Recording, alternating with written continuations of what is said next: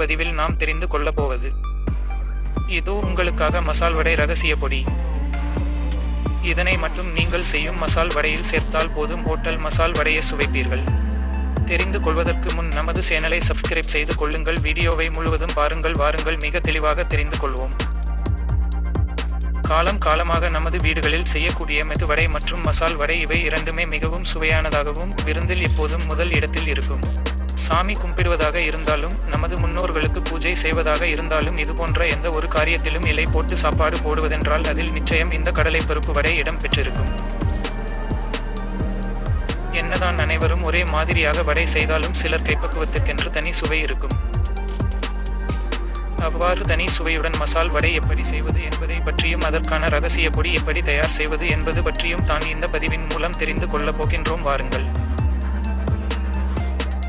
தேவையான பொருட்கள்: கடலை பருப்பு 1 கப், பெரிய வெங்காயம் 2, பச்சை மிளகாய் 2, காய்ந்த மிளகாய் 2, சோம்பு 1 ஸ்பூன், மிளகு அரை ஸ்பூன், இஞ்சி சிறிய துண்டு, பூண்டு 6 பல், உப்பு அரை ஸ்பூன், கருவேப்பிலை 1 கொத்து, கொத்தமல்லி 1 கொத்து, எண்ணெய் 1/4 லிட்டர்.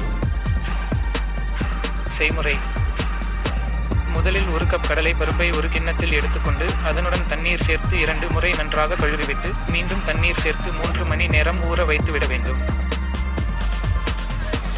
நன்றாக ஊறிய கடலை பருப்பில் இருந்து 1 ஸ்பூன் பருப்பை தனியாக எடுத்து வைத்து மீதமுள்ள பருப்பை ஒரு மிக்சி ஜாரில் சேர்த்து சற்று குறக்குறப்பாக அரைத்து கொள்ள வேண்டும். பின்னர் 2 பெரிய வெங்காயத்தை நன்றாக பொடியாக நறுக்கி வைத்து கொள்ள வேண்டும். அதே போன்று பச்சை மிளகாயையும் காய்ந்த மிளகாயையும் பொடியாக நறுக்கி வைத்து கொள்ள வேண்டும். இவ்வாறு கொத்தமல்லி தழை மற்றும் கறிவேப்பிலையையும் பொடியாக நறுக்கி வைத்து கொள்ள வேண்டும். அதன்பின் பூண்டை சிறிய உரலில் சேர்த்து நன்றாக தட்டி வைத்து கொள்ள வேண்டும்.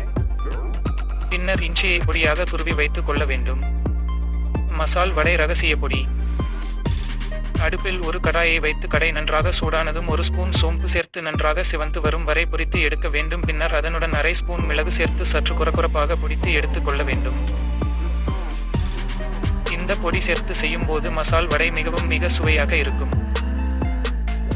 அதன் பின்னர் ஒரு கிண்ணத்தில் அரைத்து வைத்துள்ள கடலை மாவு மட்டும் தனியாக எடுத்து வைத்துள்ள கடலை பருப்பு அனைத்தையும் சேர்த்து அதனுடன் பொடியாக நறுக்கிய வெங்காயம், பச்சை மிளகாய், காய்ந்த மிளகாய், கருவேப்பிலை, கொத்தமல்லி தழை, தட்டி வைத்துள்ள பூண்டு, துருவி வைத்துள்ள இஞ்சி மற்றும் பொடித்து வைத்துள்ள சோம்பு, மிளகு பொடி இவை அனைத்துடன் இறுதியாக அரை ஸ்பூன் உப்பு சேர்த்து நன்றாக கலந்து கொள்ள வேண்டும்.